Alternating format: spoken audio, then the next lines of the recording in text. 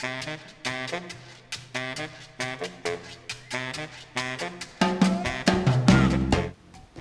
everybody, I'm Rob Sutherland from Good Dirt Clay Studio in Athens, Georgia, and the project for today is this tulip vase. This is a take on the classic tulipiere, but with a modern twist. We've squared it up, we've added these extra little spouts on the side where you can put the stems and create a beautiful bouquet. This one's made from red clay, and the beautiful botanical illustration you see on the sides is by my wife Jessica, and the one we're going to do today is going to be out of stoneware in case we decide we want to put it in our wood burning kiln. So keep watching and I'll show you all the steps you need to make one of these successfully at home. All right, so I have 5 pounds of recycled stoneware clay wedged up here, and let me go ahead and get it on center.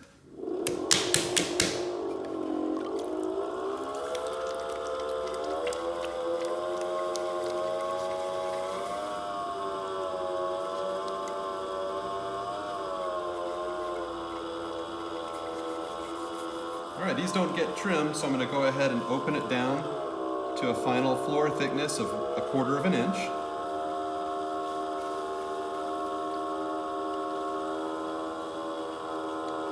Try it out. It's worth stopping the wheel long enough to check that thickness to get it right. And I've got it a little thin, but that should be great. A new trick that I'm doing to keep my thickness consistent is dropping my right thumb down to the wheel head as I pull out. And that helps me keep an even thickness as I go. I'll compress this floor.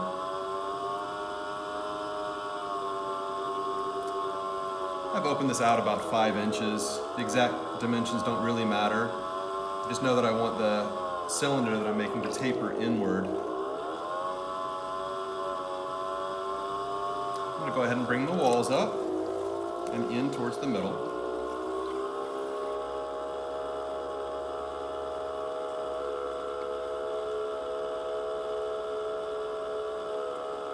Releasing slowly at the top so I can maintain a nice even rim. Second pull to get all the thickness out of the floor. Out of the bottom of the wall, I should have said. I don't want to get this too overly thin. It's not a mug or something you need to be able to pick up. It should be stable on the table. And I want it to hold its shape when I make the alterations later. So I'm probably not getting it any thinner than maybe 3/8 of an inch through the wall.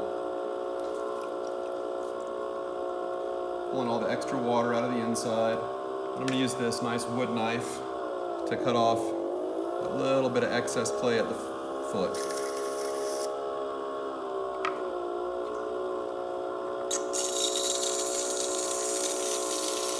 Gotta love the sounds that the metal on the wheel head makes when you're spinning around. Okay.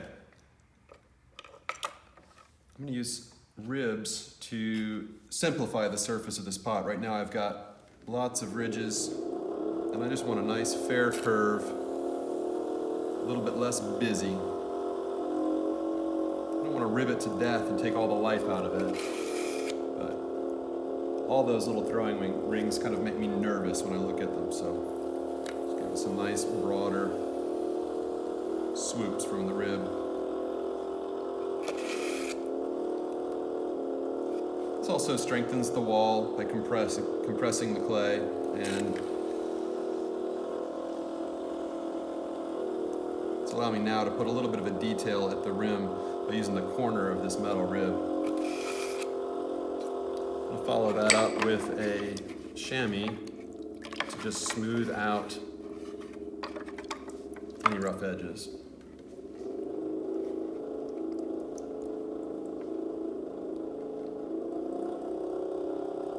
Now here's a handy tip.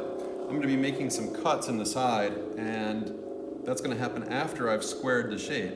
But if I want to make myself some horizontal reference lines while it's still round, it's much easier to do that now than after I've squared it up. So I'm going to make my top series of cuts at this level and my second series of cuts at that level. And now I've got a nice horizon line to follow when I'm making my cuts. the alteration is really fun. We're gonna go, actually it looks like I need a little bit more action with the rib right up here. That's better. We're gonna alter this shape into more of a rounded square, and I like to line up my square alterations using the bat pin holes. So I'm gonna reach inside and press out in the direction of the first bat pin hole, and then slide my finger up to the rim, stopping at the rim. You don't want to come through the rim. And then I'll flip it around to the other side and do the same thing. Pressing, swooping, pausing, releasing. And I'm going to do it at 90 degrees to those first two. Pressing, swooping, pausing, and releasing. One last corner, pressing out, swooping up, pausing, and releasing. I'm gonna get the goop off my hands and come back in a second and show you how we refine the alteration and make the cutouts for the extra stems on the outside of the vase. Okay, we've let this stiffen up a little bit. I've got my hands clean and dry, and I'm gonna show you how to make the corners of an altered square form a little bit more square. Common mistake is people try to push from the sides, and when they push from this side it swooches this way, then they go from this side and they're back and forth forever. What you really want to do is set your corners. So I'm going to grab two adjacent sides and press gently and set that corner.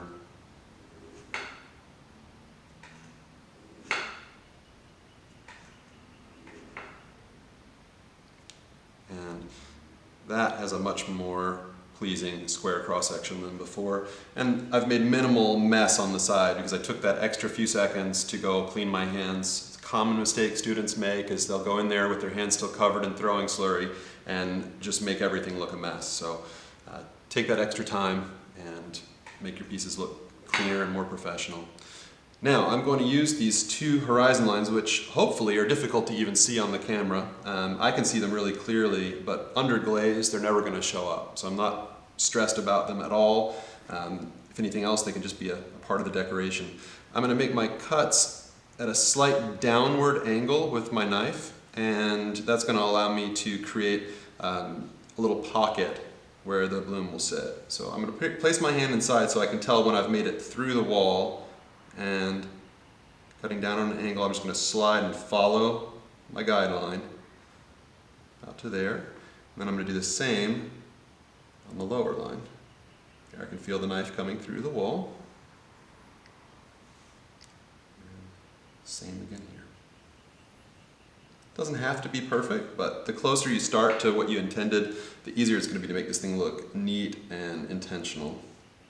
Through the wall, sliding along. Through the wall.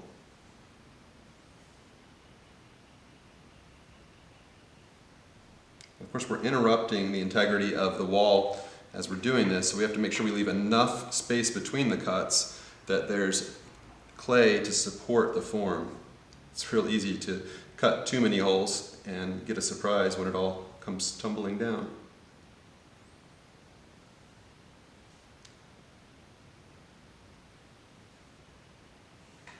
There's two main reasons for cutting these on a diagonal.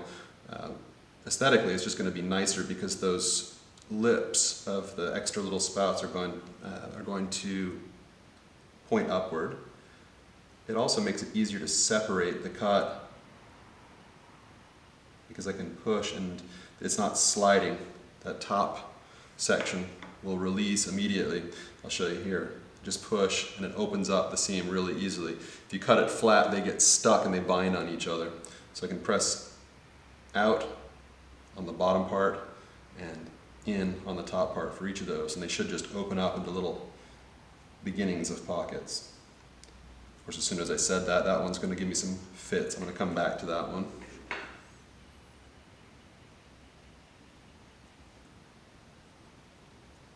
I love working with this really soft recycled clay. It has huge advantages when it comes to ease of centering and pulling it right up without any hesitation. It does make alterations a little bit trickier because the walls are a little stickier than they'd be if I used clay straight out of the bag. The good thing about clay is you can recover from a lot of challenges early on. Sometimes they turn into design opportunities. Okay, so all 12 cuts have been made. I'll rotate that slowly so you can see.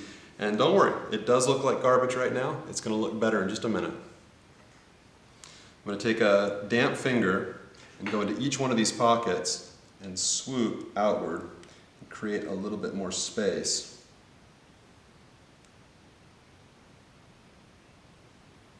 This is similar to the motion you would do if you're making a spout on a pitcher.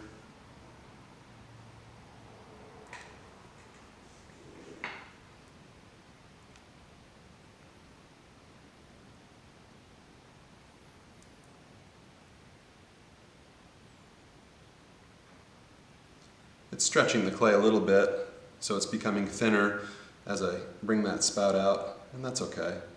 It's one of the reasons I wanted to leave the wall a little on the thick side so that I'd have room to stretch that wall out.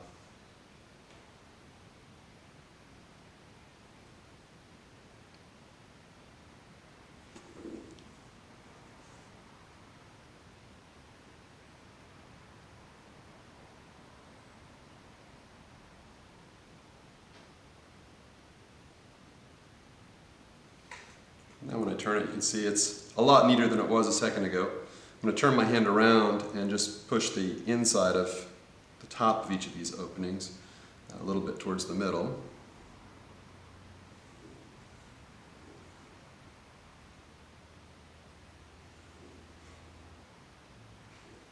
And all of this stuff is going to be a lot easier to clean up and put the final touches on once it arrives at leather hard.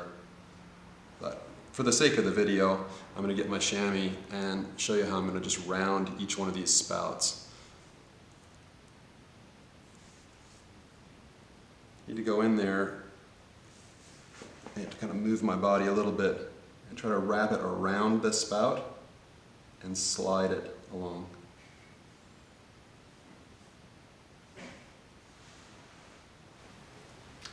That was my take on the tulip vase. Thank you so much for watching. I really enjoyed making it for you, and I hope you'll enjoy it when you try it at home. Subscribe to our channel if you'd like more videos like this, and leave us a comment if there's some other projects you'd like to see us demonstrate.